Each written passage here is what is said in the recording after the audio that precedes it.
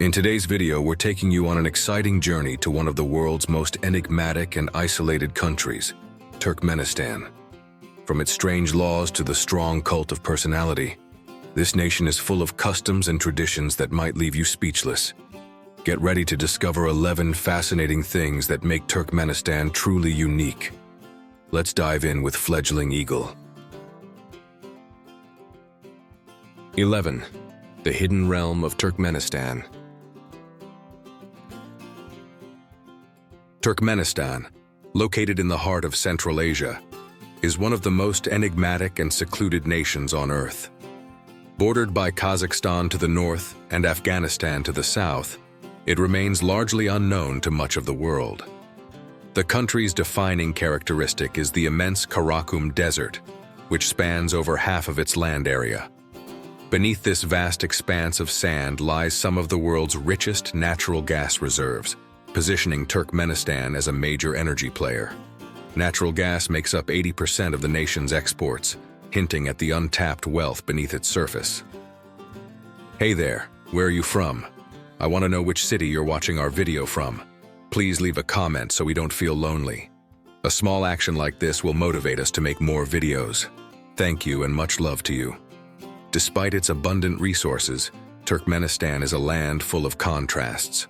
With a population of just over 6 million, it stands as one of the most isolated nations globally. Since gaining independence from the Soviet Union in 1991, it has been governed by an authoritarian regime, with only 3 presidents at the helm. The country's leadership is marked by a strong cult of personality, where the president's image is everywhere, and dissent is harshly suppressed. The government's stringent control over its people, combined with the nation's vast energy wealth, creates a scenario where the country's riches fail to benefit its citizens. Turkmenistan's political isolation, lack of freedom, and concentration of power contribute to its status as one of the world's most mysterious countries. Despite its wealth of resources, the country remains a paradox, one where natural abundance coexists with political repression. 10. The Extreme Dictator. After Turkmenistan gained independence, it was led by Saparmurat Niyazov, who adopted the title of Turkmenbashi, meaning leader of all Turkmens. Niyazov's tenure was defined by an extreme personality cult, elevating him to a near-divine status. His influence permeated every corner of both public and private life, making his presence unavoidable. One of the most striking features of Niyazov's leadership was the Runa, a book he authored and presented as both a moral and spiritual guide for the people of Turkmenistan. The Runa wasn't simply a book. It became a required text for all citizens. It was mandatory reading in schools, universities, and even in government offices. To access basic services, such as securing a job or getting a driver's license, individuals had to prove their knowledge of the book.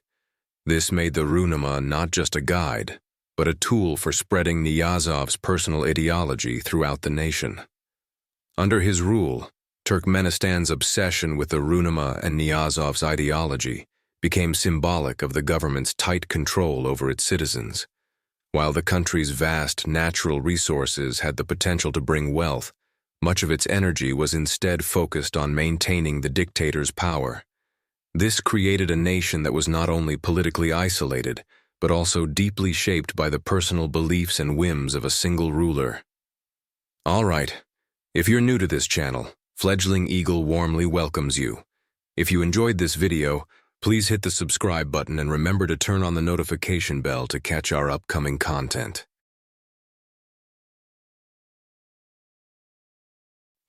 Reform of the calendar.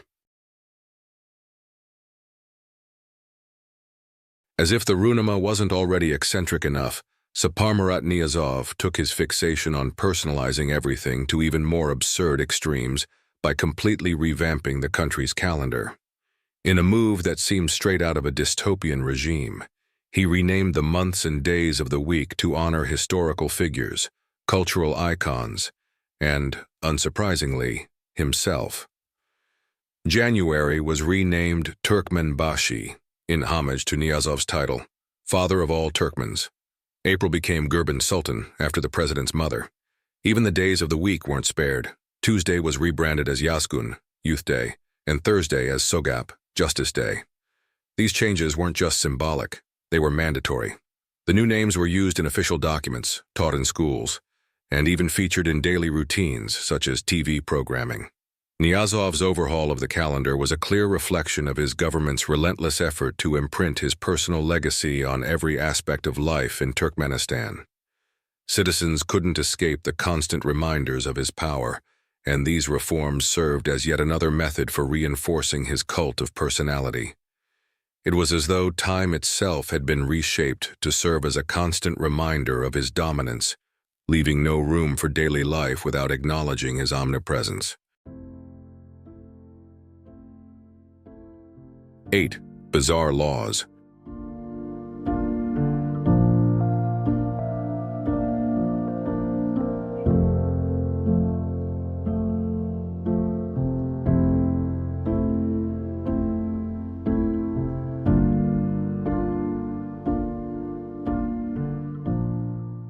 Turkmenistan is home to some truly bizarre laws, with perhaps the most perplexing being the 2014 ban on black cars in Ashgabat, the country's capital.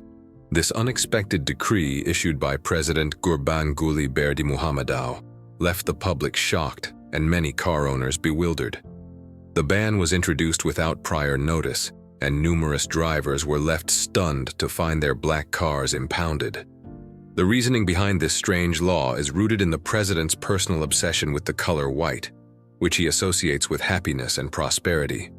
In contrast, black was viewed negatively, leading to the prohibition of black-painted vehicles in the capital.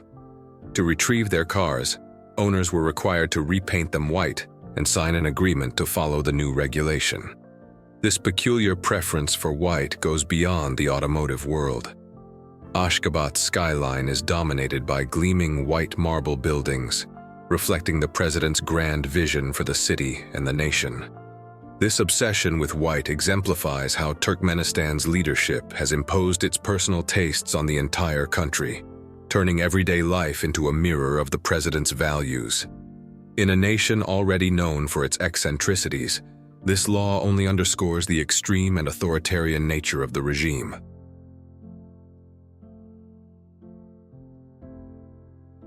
7. Dress code.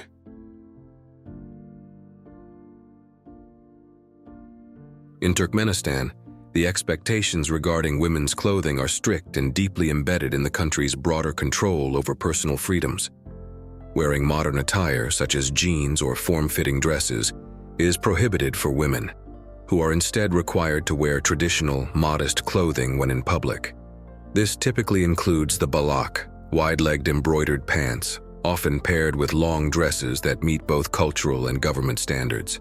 This dress code goes beyond mere fashion preferences. It functions as a tool of control that extends into the workplace.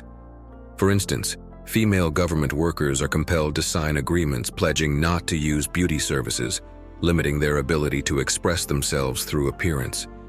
This policy aims to regulate not just physical appearance but also to restrict personal autonomy. Violating these dress codes can result in harsh consequences, ranging from job loss to even more severe penalties, emphasizing the authoritarian nature of Turkmenistan's governance. Women who choose to defy the rules face significant risks, which reinforces the state's commitment to maintaining conformity. While seemingly focused on outward appearance, this dress code reflects Turkmenistan's broader efforts to impose uniformity and suppress individuality, especially among women, ensuring that state-sanctioned ideals are strictly followed. 6. Makeup ban. In Turkmenistan, the government's control over women's appearance goes beyond clothing and extends into personal grooming and cosmetics. Since 2004, female television presenters have been prohibited from wearing makeup on air. The government justifies this ban by claiming that makeup hides a woman's natural beauty and goes against traditional values. This regulation is part of a broader set of restrictions aimed at preserving what the government deems moral purity and cultural authenticity. The makeup ban is only one of many restrictions placed on women, particularly in 2004, a year that saw a marked decline in women's rights. Along with the makeup ban, women faced greater difficulties in obtaining a driver's license, with many being outright prohibited from driving.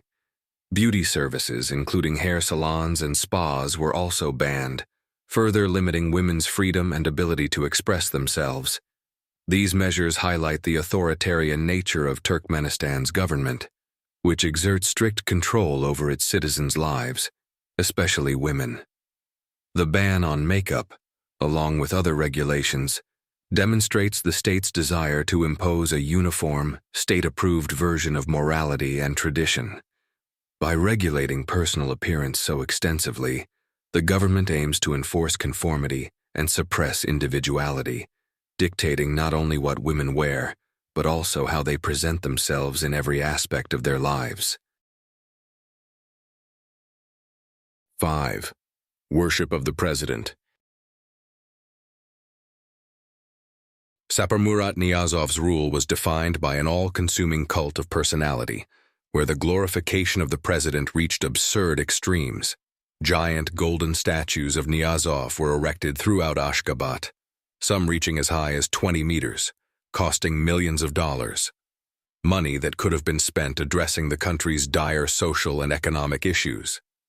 Despite the severe lack of basic services for the population, these monuments to the president's grandeur were a top priority.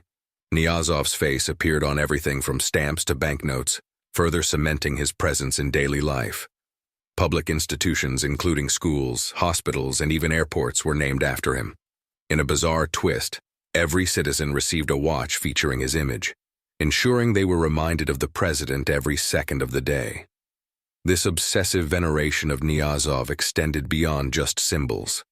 It became a way of life, with the government using these constant reminders to reinforce his absolute control and maintain his status as the central figure in every aspect of society.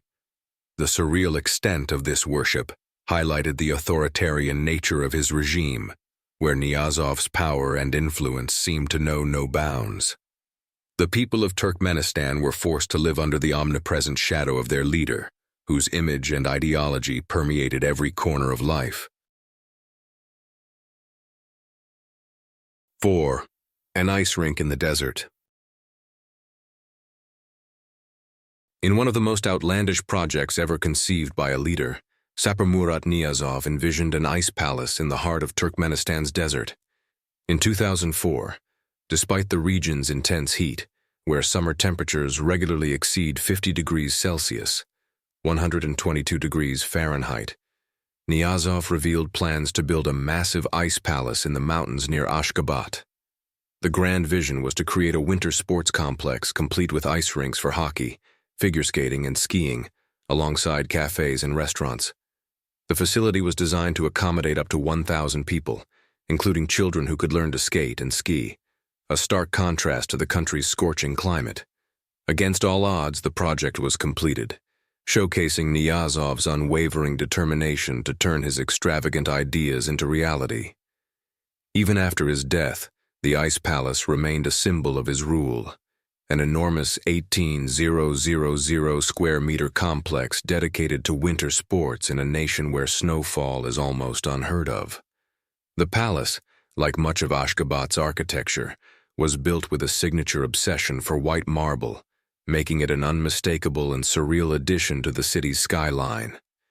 This ice palace became a monument to Niyazov's drive to leave a legacy that defied the laws of nature, practicality, and available resources.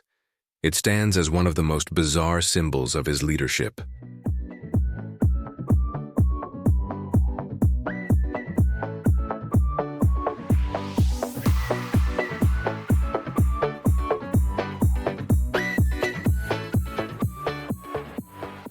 Three, Ashgabat, the white marble metropolis.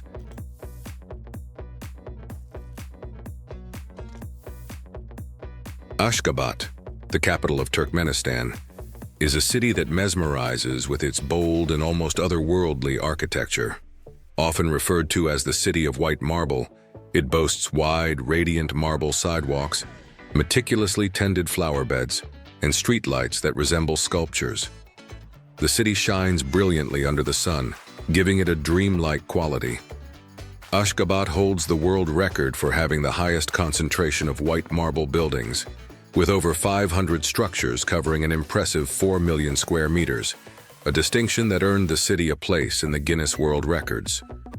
The city is also filled with beautiful parks and perfectly symmetrical fountains, adding to its grandeur. Visitors often marvel at the meticulous design and the attention to every detail. However, beneath its awe-inspiring exterior, there is a curious emptiness that hangs over Ashgabat. Many of the city's most extravagant neighborhoods, adorned with marble-covered buildings, remain almost completely uninhabited. The few residents are often security guards, cleaning staff, and a handful of service workers. The reason for this vacancy is simple yet stark. The cost of living in these luxurious buildings is far beyond the reach of the average citizen. While Ashgabat is undoubtedly an architectural masterpiece, its beauty is marred by a glaring contrast. The grandiose structures are not for the masses, but for a privileged few, leaving the city feeling oddly desolate despite its splendor.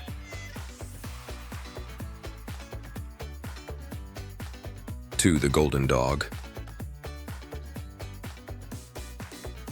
Beyond its striking white marble architecture, Turkmenistan is also known for its profound admiration of the Alabai dog breed, which originates from the region. This deep cultural reverence has been officially embraced, largely due to President Gurbanguly Berdimuhamedow's personal devotion to the breed. His affection for the Alabai is clear from his actions. He commissioned statues in its honor, and even gifted a puppy to Russian President Vladimir Putin in 2017. The image of Putin tenderly kissing the puppy quickly went viral, capturing the attention of people across the globe. In 2020, this admiration reached unprecedented levels with the unveiling of an extraordinary golden statue of an Alabai dog in the center of Ashgabat. The monumental sculpture, shining under the sun, stands as a tribute to the breed's importance in Turkmen culture. It symbolizes not only a cherished national treasure, but also a powerful national icon. The Alabai is revered for its strength, loyalty, and protective instincts, qualities that deeply align with the values upheld by Turkmenistan. The golden statue now serves as a lasting symbol of the breed's honored place in Turkmen society, reinforcing its status as a cultural emblem in the nation. On the Melon Day. In Turkmenistan, the melon has risen to an extraordinary status, becoming a cherished national symbol and a proud representation of the country's greatness. Under the leadership of President Sapar Murat Niyazov, the melon was embraced as a true emblem of Turkmen pride, admired for its intoxicating fragrance, exceptional flavor, and impressive size. In 1994, Niyazov made this admiration official by declaring the second Sunday in August as Melon Day. Since then, the occasion has grown into one of the most highly anticipated events in the country, featuring vibrant celebrations with large melon exhibitions, traditional dances, and energetic music performances in Ashgabat. Niyazov frequently extolled the Turkmen melon, describing it as a gift from the nation's fertile land, a fruit so extraordinary it could turn heads. For him, the melon was more than just a food.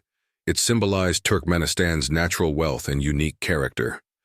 This elevation of the melon became a central element of Niyazov's cult of personality, further solidifying his image as the leader who guided Turkmenistan to national perfection.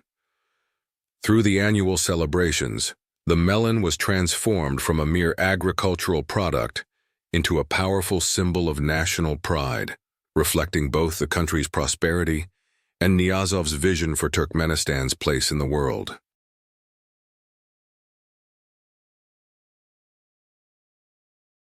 Now that we've journeyed through this fascinating country together, we'd love to hear your thoughts. What part of this documentary stood out to you the most? Drop your comments below and let's keep the conversation going.